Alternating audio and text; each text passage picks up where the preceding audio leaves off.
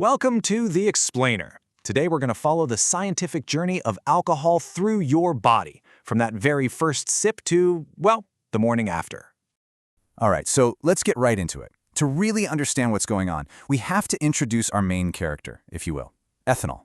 That's the specific type of alcohol in our drinks, and believe me, it has been part of human culture for a very, very long time. I mean, this is nothing new. Humans have been drinking alcohol for, well, forever, basically. Way back in prehistoric times, it was probably just fermented fruit they stumbled upon. Fast forward a bit, and you've got the ancient Egyptians brewing beer and wine. They even had an annual festival of drunkenness. So yeah, our relationship with ethanol goes way, way back.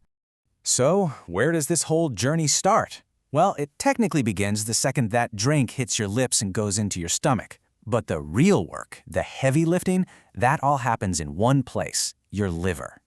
Okay, so inside your liver, it's like this little three-step factory line. When the ethanol shows up, a bunch of enzymes get to work and convert it into something called acetaldehyde. And here's the really important part. This stuff, acetaldehyde, it's toxic.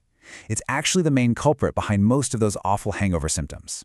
Thankfully, your liver has a second set of enzymes ready to jump in and turn that toxic stuff into harmless acetate. But here's where the trouble starts. Your liver can only work so fast. And the problem is, we can drink way faster than our liver can process. It's got a limited capacity, you know?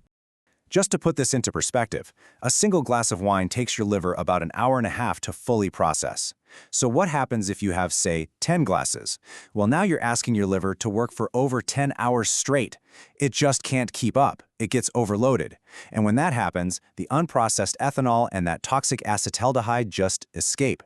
They spill back out into your bloodstream.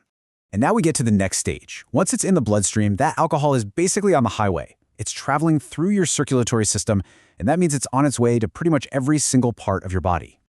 You know that feeling? One of the first things you might notice is that sudden flush of warmth. People have said it for ages, right? Have a drink, it'll warm you up. But is that actually true? What's the real science behind it?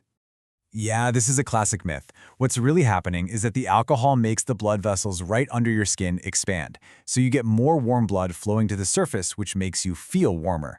But, and this is a big but, the reality is that you're actually losing heat from your core, and fast. Your overall body temperature is dropping. It can be super dangerous if you're out in the cold. And while all that is happening, alcohol is also pulling a fast one on your brain. There's this hormone called vasopressin. Its whole job is to tell your kidneys, hey, hold on to some water. But alcohol basically tells your brain to stop making it.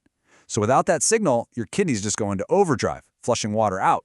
And, well, that explains all those extra trips to the bathroom. So it's traveled through your blood, it's gone past your heart, it's even been in your lungs. That's what a breathalyzer picks up, by the way. But now, the alcohol is reaching its final and you could say most important destination, your brain. Okay, so your brain is like a fortress. It's protected by this amazing filter called the blood-brain barrier. Think of it like the world's best security system. It blocks viruses, bacteria, all kinds of nasty stuff. It's why brain infections are so incredibly rare.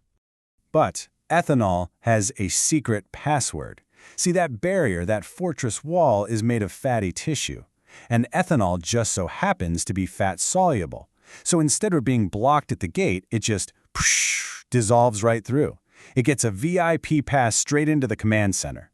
And once it's in, it starts messing with everything. It's like a hacker in the system, messing with your brain's chemical messengers, the neurotransmitters. It cranks up dopamine, which gives you that feeling of euphoria. It boosts GABA, making you feel relaxed and less inhibited.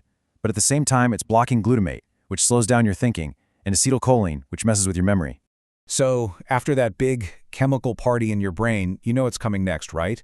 The inevitable bill. The morning after. So, remember that vasopressin hormone we talked about? The one that alcohol shut down? Well, now you're paying the price. The number one reason you feel so terrible during a hangover is just severe, profound dehydration. Your whole body is in crisis mode. Every organ is just screaming for water. They're so desperate for fluid that they'll start pulling it from anywhere they can find it. And I mean anywhere. That includes from the brain itself. And this is crazy, but that dehydration actually causes your brain tissue to shrink, to physically pull away from the inside of your skull. That painful pulling sensation, that's your pounding hangover headache. All right, so that's the story of one night. But beyond just one really bad morning, it's worth taking a look at the bigger picture. You know, the more serious, long-term effects of this whole journey. If this cycle happens over and over again, the long-term risks are pretty serious. We're talking about things like liver disease, diabetes, stroke, heart problems, and even something called neuronal apoptosis. And that's just a scientific way of saying the literal, permanent death of your brain cells. So, there you have it. We've followed the entire journey, from the liver's processing plant all the way past the brain's security barrier.